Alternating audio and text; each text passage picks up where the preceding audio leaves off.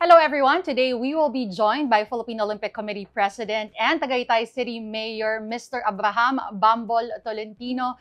Good afternoon, sir. Thank you for taking the time to join us here on The Long Take.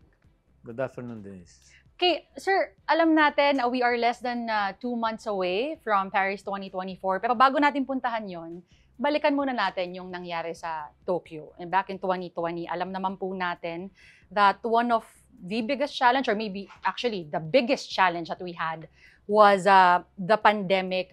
You were, of course, in charge of that as well. Can you please paint us a picture of how it was for everybody that was involved? During the Tokyo Olympics, isa yun sa pinakamahirap na Olympics because of that pandemic. Mhm. You were in a bubble camp. Hindi ka pwedeng lumabas. Parang P2P, point to point yun. No? From hotel to venue to hotel. Mhm. So wala ring advance party, wala ring training camp. Unlike na ngayon gagawin sa Paris, Yes. meron tayong 1 month before Mhm. training camp. So ang daming bawal noon. But in spite of that, after 100 years, so pinakita natin na kaya pala. First Mhm. gold medal was delivered by Heidelin Diaz. Okay, sir. I was gonna ask you about the restrictions, pero syempre, given naman yon yung no contact and all that. That Olympics back in 2020 was still the most productive Olympics ever. Of course, 4 medals, Heidelin with a gold. How do you think our athletes managed po to not just survive the pandemic, but thrive in the pandemic? Well, personally siguro tayong lahat training before, no? In a closed door din, pandemic. So Mhm. lahat ng competitors, lahat ng ibang athlete countries ganun din. Yes. So it's a fair playing field, no? Mhm. Lahat tayo galing sa pandemic. So lahat tayo galing sa bubble training, lahat tayo so talagang not luck, but talagang pinaghirapan niya Mhm. ng atleta natin, no? That's the time na to show the world class performance, no? Speaking of, sir, last Olympics, that proved to everybody na we can bring home multiple medals. With the whole organization po, with the committee, ano po yung pinakamalaking lesson na natutunan 4 years ago? Well, kaya pala, no? Basta may support and good preparation. Mhm. Support from both government and business sector, no? And public.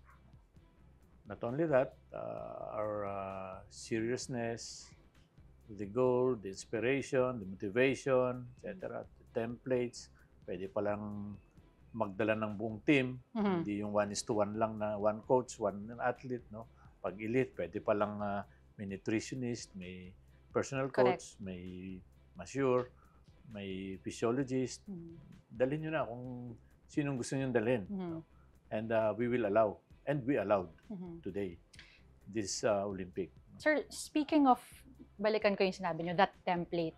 Of course, you want to formulate the perfect template para makaulat tayo ng ginto. 'Di ba? We want to produce another Heidelin Diaz, and we want more, of course. Ano po ba yung, nakukuha po ba yung formula, or are you working towards having that perfect combination of whatever it is that our athletes Yeah, need? papunta na tayo doon, Mhm. no? Aside from motivation, inspiration, and everything.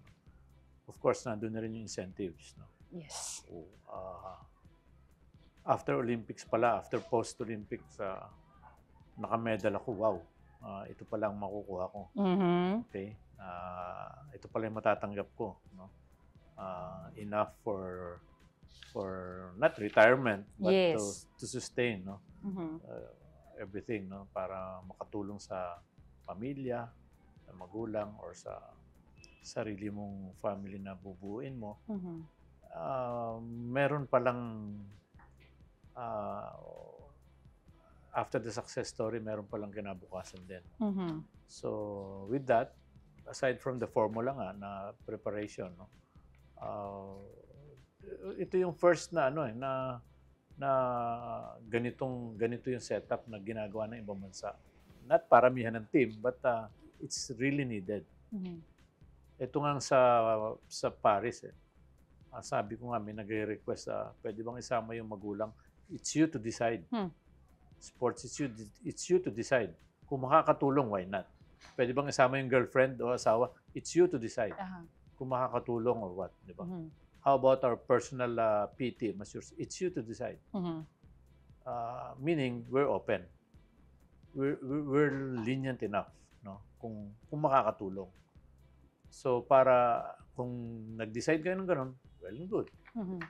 Kung yun ang template nung isang yun, especially like gymnastics, it's all ang babata niyan, tsaka puro Phil-Amps yan. So, may mga kasama magulang yan. Diba? Definitely, kasama yun sa training camp, sa La Moselle. But of course, on the games, ibang usapan na yun. Unless you really decide. Pero definitely, that will be not allowed. No? So, okay lang yun dun sa training camp. Kung nakakatulong sa bata. Especially yung mga newbies, no? Not those mga veterans na, no? Sige sir, let's dive deeper into the training camp in METS. We know na all the athletes will be there for a month-long training session training camp. Pero ano po yung rason? Bakit po METS yung napili? How did that decision come to be? Well, that was 2 years ago. Denise, nag-scout na ako. Nag-scout ng POC na but hindi natin nagawa sa Tokyo kasi bawal nga pandemic. Yes. So gawin natin ngayon sa Paris. Hindi naman pwede yung darating tayo dun 3 days before. Diba? So you have to adjust the weather, jet lag, the food, all. Diba? Hindi pwedeng maging dahilan yun na iba na yung pagkain, kumulo yun siya. No. Yes. You have to be there na. Doon na. Tsaka para nandun na mismo sa venue. So, nag-scout tayo 2 years ago. Then last year, we signed the contract. Isa yung La Moselle Mets na may magandang facilities. Hyperbaric, presotherapy, physio, sauna, all, sports lab, ice bath, all, even dental, gynecologist, all, ortho, nandun na lahat, no? They will provide. Aside from that, it's really a big facilities. They have the big facilities, and ang promise nila sa atin, kung ano yung gagamitin sa Paris na equipment, yun din ang gagamitin sa training. So that's good. Diba? Kung ano yung gagamitin bar sa gymnastics, sa Olympics, yun na rin ang bibili nila for us. Diba? Parang ano rin sila proud din sila na, uy, dito nag-training ng Philippines. Yes. Uy, naka-gold kami. Sir, pero di ba, aside from the facilities, let's say, meron tayong mga athletes na kailangan ng sparring session also. They will provide. They will provide also. And we can also bring along their sparring partners. So we're doing both, sir? Yes. Especially fencing, kay Sam. Yes. Sino pa?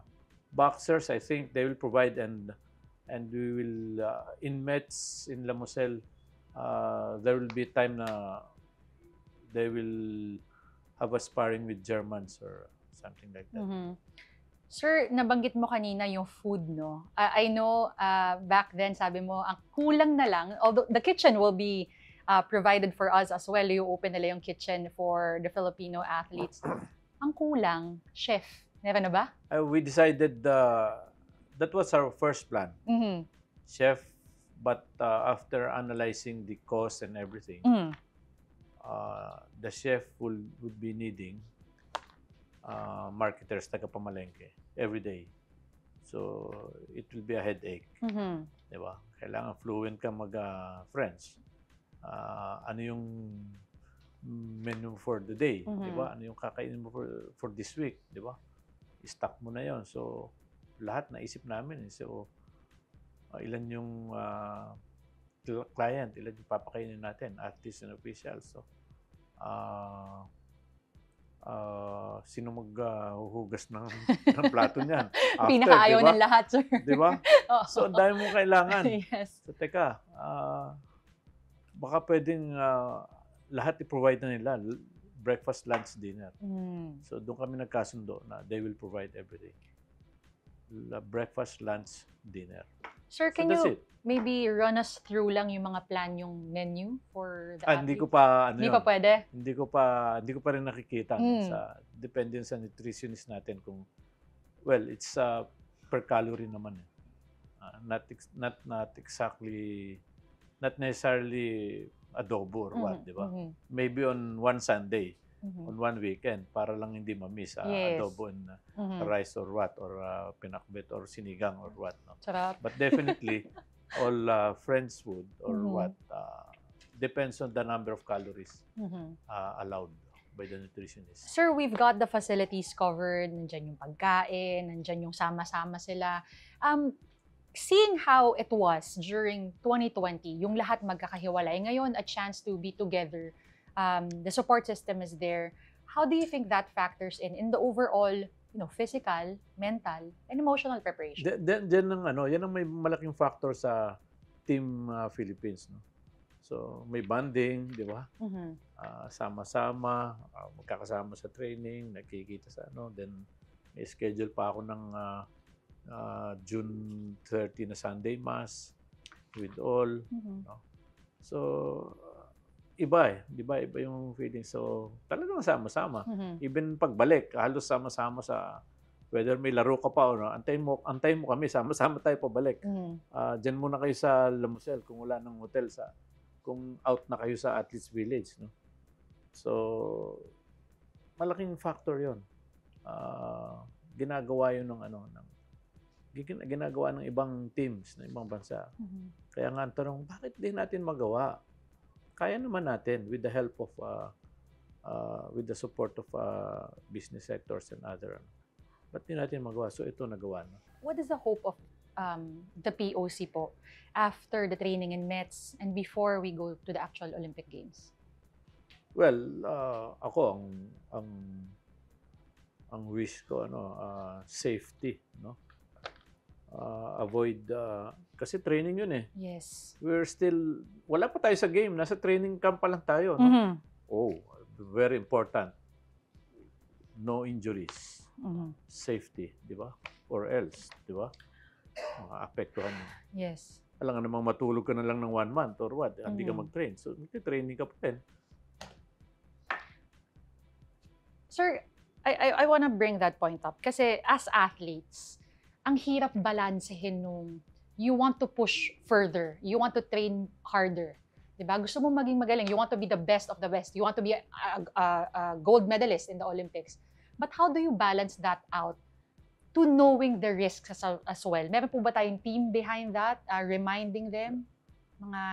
Alam ng coaches and trainers hanggang doon lang. Diba? Hanggang doon lang. Don't push to the wall or push hard. No? Hanggang doon lang. Huwag naman puwersahin. So alam na nila yung kakayanan nila. After all this preparation of more than 3 years. No? Bago ka nakarating ng Olympics, SEA Games, Asian Games, World Championships, all rankings na inipon mo to qualify. No? So imagine, as of today, 15 pa lang. I'm still hoping na magkaroon ng 10 pa to make 25 kasi sinulat ko talaga yan, 25 eh. Hanggang ngayon. Nasa napkin yun, nakatapal dun sa 25. Sir, sorry, isingit ko lang kasi alam ko nga 15 pero meron pa tayong, di ba, through universality, tas pwede That's pang aquatics to universality. So, ano na yun? Whether you like it or not, meron ng dalawa yun. That's 17. Skateboarding, judo, athletics po, marami no? yan. Opo. Marami yan, athletics. So, pero ang inaabangan natin, sir, mga 25 po. Yan po yung nakasulat nyo, no? God willing. God willing. Sana nga po, matuloy. Sige, sir, balikan natin yung METS training camp. Yung kagandahan dito, it's not just that we're able to show the full support. Again, lahat na po i-provide for the athletes. But also a chance for us to see what they're going through. Ano po yung significance of this partnership between POC and Signal TV? Because we do have a chance now to show everyone their lives, their journey, and present them as not just elite athletes, but as who they are. They're human beings fighting for the country. Yes, so very thankful nga kami sa for Signal for bankrolling this training camp, no. So imagine for 1 month you will document all, no. Ganito pala kahirap. So nasa team na ng ng magdo-document kung saan kayo tatakbo. Sa gymnastics ba, 1 day siguro, 1 day sa athletics, 1 day dun sa golf, 1 day dun sa sa iba-ibang venues, and all shuttle vans and vehicles will be provided by the for free ng Lamusel, ng training camp. Dito sina boxing, except for time na tatakbo ng Germany dahil may sparring na nakaabang, so balik. Sir, what about, because we're talking about the training camp now, but come the Olympic Games, syempre i-broadcast din po natin lahat ng games, and MVP Group of Companies is the official broadcaster. Gaano rin po ka-importante na nasusubaybayan ng lahat ng Pilipino ang mga laban ng ating mga atleta? First of all, I would like to congratulate for being the official broadcaster. No? So that means na talagang sports is for Signal and MVP Group. So lahat, napaka-importante, lahat makikita, they won't miss. The Filipino won't miss. The entire nation won't miss the very historical sports event na hindi natin alam kung ano yung masusungkit natin dong medalya or what. So, it will be part of the history. So, you are part of the history.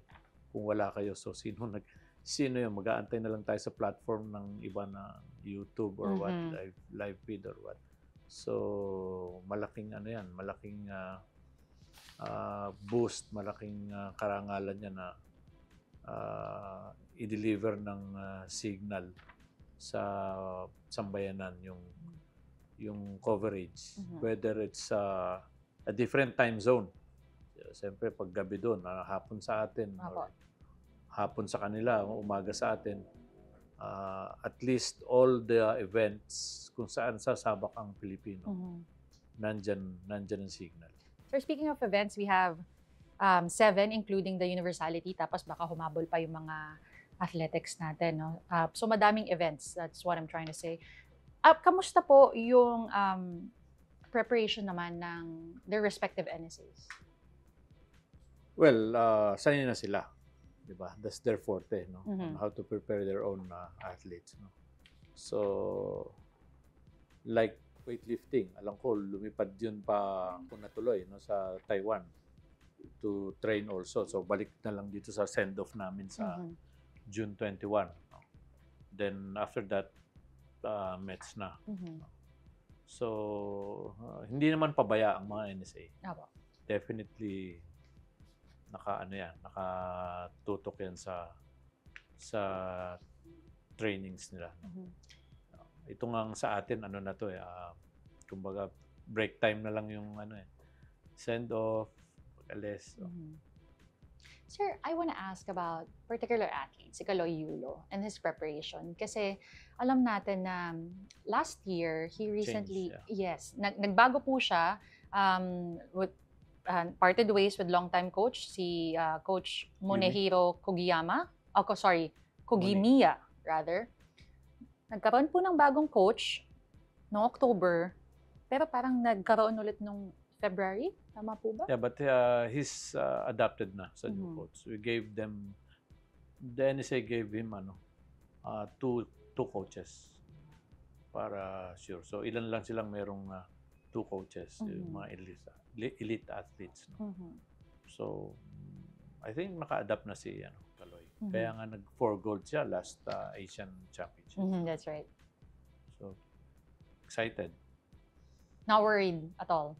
Yeah, excited na kami na makita yung Hindi, talagang nandun na siya, but it's not his peak yet.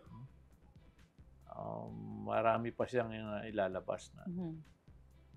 Aabot pa yan hanggang LA 2028. Oh, we're hoping for that, of course, sir. Speaking of excitement, sir, just last week, ang daming na-excite, no? Naglabas po kami ng balita that there was a 30 million peso pledge para sa ating mga atleta. Just knowing how things are run, gaano po importante, gaano kalaking bagay na meron na pong assured na ganong amount for all of our athletes. Well, that's another motivation and boost for our athletes. That's really good. At least meron ng ganon, aside from the government mandated. Mandated by law, aside from POC, definitely, and some stakeholders sa sports na after Olympics, that's my time to call them and give your share.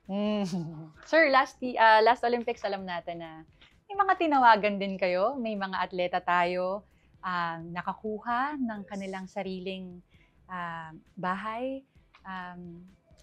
With what you saw, sir, back then, after 2020, at saka yung mga nakikita nyo po so far within the preparation for 2024, additional inspiration, what kind of change do you see from these athletes, sir? Kailangan no? Nung makita nila yung merong ganon, no?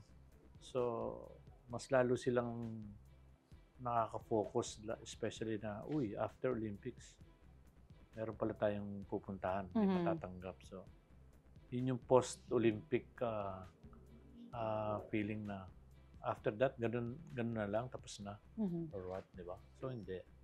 May reward talaga. So, that will be part of your career, your life after Olympics, di ba? So, talagang show your best. Galingan mo. Dahil, eto na. Di ba? Makakatulong ako sa pamilya ko, sa magulang ko, or sa sarili kong pamilya. That's it. Di ba? For sure yun. Gold, 100% house and lot. Sir, ang dami na nating na-achieve ng ating mga atleta, pero mas malaki pa yung posibilidad of, again, going further and getting greater things, especially with the support coming in left and right. 4 medals, sir, back in 2020 Tokyo Olympics. This time, may bago tayo, the training camp. That all happened under your watch, sir. Talk about the legacy and what this means for Philippine sports. So, are we going to break the 4 records, 4 medals? We're all praying for that. No? We're all praying for that. Yun nga sabi ko, no? That will be yung basis nung Tokyo. Pag nakita nung atleta yun, nung 15 or 25, no? Wait, eto na ang game changer natin sa career and what. So, malaking tulong sa kanila, di ba? Sa kanila. We have to reward. We're hoping for the best. Pero kayo po, what is your projection? Ilang medalya po ang maiuwi natin to Paris 2024? Ako, conservative lang ako. So, minimum 1. Minimum 1. Oh, it's still a medal. Yes, opo. Sa gold. Sa gold. Sa gold, minimum 1. All in all, sir. Mabigat yun. Hindi ko pa iniisip yun. Sa gold lang ako nakafocus. Sa gold lang ako nakafocus. Minimum 1. Kasama kayo sa pressure, sir. We have to break the Tokyo. We have to break the Tokyo. Sa good prediction. Conservative and mahirap din. Pero for sure ako na minimum 1. Sir, lastly, gusto ko lang makuha po sa inyo, if you would have the chance to tell every Filipino out there, nasa bahay po nila, ano yung kailangan nilang alalahanin, especially papalapit na yung Olympics, at paano nila may papakita yung suporta nila sa atletang Pilipino? Yeah, we're just praying na, that's all, praying na walang injury, safe before Olympics. Then of course, before Olympics, then of course, during the game, that's it. Sabay-sabay tayong manalangin na ito na. After Tokyo, after 100 years. And this is also our anniversary. 100 years Yes, sir. tayo nag-participate Mhm. sa Olympics. And in Paris also, And in sir. Paris. Yes. See? First was 1924, Mhm. David Nepomuceno. 100, sir, di ba? 100 and 200? Meters. With one doctor, dalawa lang sila. Oh, so, isa lang official noon. Nag-travel pa ng 33 days. Yes. Nagbangka yung boat papuntang Manila to Hong Kong, then bangka uli Hong Kong to Vietnam, then steamboat Vietnam to Paris. 33 days ang biyahe. No? Grabe, no, sir? 33 days. So, yung legs niya manid na. Tuwing stopover, tsaka lang tumatakbo yung pa-practice. Okay? Dumating siya, almost a week, laban na. So, hindi na nakapag-practice. I-compare mo ngayon, teka muna, tayo 1 month. May match na tayo ngayon, sir. Yes, di ba? Kompleto pa ng ng coaches, doctors and everything was yours. So hindi lang nag-level up, iba na, di ba? So hopefully hindi lang tayo gumagawa niyan, all nations, no? All countries. So hopefully sumasabay na tayo dun sa ano. And hopefully di ba? we break the 4 medal count in Tokyo. Yes. Dahil syempre, ang panalo ng atletang Pilipino, panalo ng sambayan ng Pilipino. Maraming Correct. salamat po. Again, that was Philippine Olympic Committee President and Tagaytay City Mayor Mr. Abraham Bambol Tolentino. Sir, thank you for making time. Thank you, Denise. Thank you for joining It's us a pleasure. here in the Long Take.